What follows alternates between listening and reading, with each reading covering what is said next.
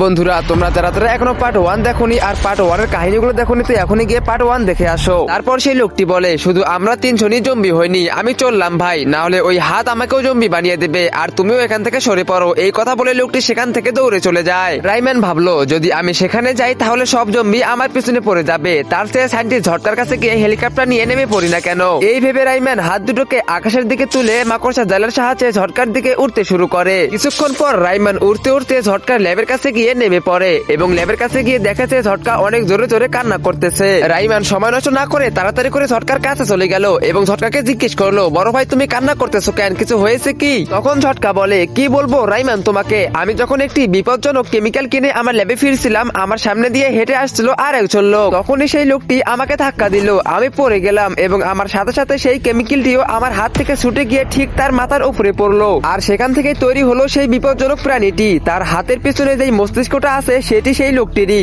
এরপর সেই হাতটি সেখান থেকে পালিয়ে যায়। রাইম্যান চিন্তিত হয়ে গেল এবং বলল, আমি এই বিষয়ে তোমার কাছে কথা বলতে এসেছিলাম, এই হাতটি সব মানুষকেই জম্বি বানিয়ে ফেলেছে, তোমার কাছে কি এর কোনো সমাধান আছে? তখন ঝটকা বলল, আরে এটা তো নিজেই একটি কেমিক্যাল দিয়ে তৈরি হয়েছে, হাতটিকে শেষ করার কোনো উপায় নেই, এখন আর কিছু করা যাবে না। এই কথা শোনার পর রাইম্যান সেইখানে আর একটিও সময় নষ্ট করলো না, ঝটকাকে ধন্যবাদ জানিয়ে সেইখান থেকে দ্রুত গতিতে উঠতে শুরু করলো। রাইম্যান এখন হাতটিকে শেষ করার জন্য যাচ্ছিল, অন্যদিকে সেই হাতটি গ্রামের নিচের আঙ্গুলের উপর ভর করে হাঁটতেছিল। ঠিক তখনই রাইম্যান তার সামনে এসে দাঁড়ালো এবং তার যত শক্তি ছিল তা সব লাগিয়ে মাটিতে একটি জোরদার ঘুষি মারলো। মাটি কেঁপে উঠলো, মাটি মাঝখান থেকে ফেটে হাতটির কাছে গেল এবং সেখানে একটি বড় গর্ত তৈরি হলো। সেই গর্তের ভিতরে হাতটি পড়ে গেল এবং হাতটি মারা গেল।